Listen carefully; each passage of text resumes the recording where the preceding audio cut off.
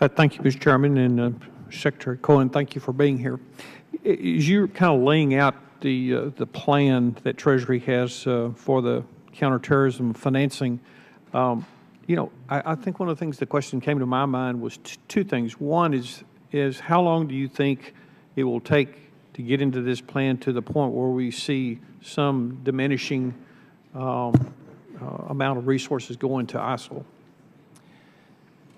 Congressman, it's a very good question. It's a hard question to answer. I think we have begun to see some diminishment in ISIL's revenue from the oil sales. As I noted, they were earning on average about $1 million a day sort of over the summer, in particular because of the airstrikes on some of the ISIL mobile refineries, as well as other military activity. We have seen a decrease in what we estimate to be the revenue from the oil sales from about $1 million a day to several $1 million a week. So there's some progress there. The history of our counterterrorist financing work, not ISIL related but more generally, has been that it is small steps that you can see over time having a real impact.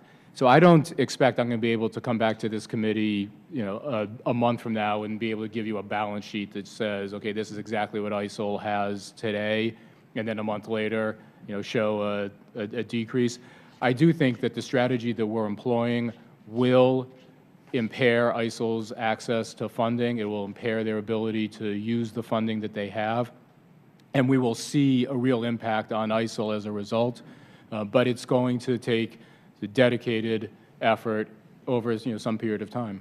Now, one of the things that also came to mind was that we almost sound like we are ramping up this anti-terrorism funding infrastructure, but and we've been fighting these terrorists for a very long time. So are we just now really taking this issue serious, or have we been taking it serious, but this is a different situation? I'm not clear as to where we've been and why we are just now, I think maybe taking this more serious.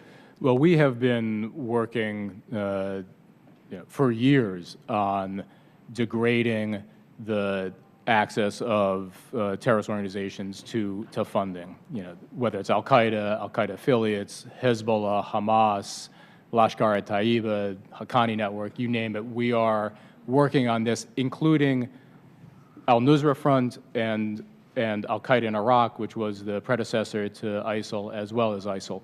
What we are obviously doing is talking more about the integrated strategy that we have to defeat ISIL and to go after its financing. But this is a reflection of a lot of work that has been done over many years. Now, recently in September, ISIL released 46 hostages, I guess, from Turkey. Mm-hmm. And the Turkish president said no ransom was paid. The president of the United States said no ransom was paid. But there's a lot of different ways to remunerate or to compensate for someone, and I think it's kind of outside of ISIL's pattern here of releasing hostages, even though you state that they're using hostages to raise money. Are you absolutely sure that there was no quid pro quo for releasing those hostages between Turkey and ISIL? Congressman, recognizing the Chairman's admonition about this being an open hearing, I think this might be a topic better addressed in a closed session.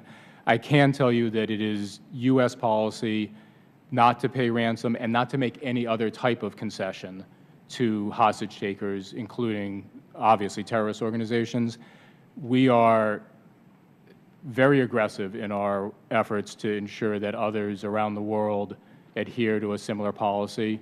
We think that's the best way to protect all of our citizens, is for everyone to adhere to a no ransoms, no concessions Final question, and quickly before my time runs out. What are the metrics that you use to, in other words, you have this plan that you've implemented. What are some of the metrics that you're using that you say, okay, this indicates we're being successful?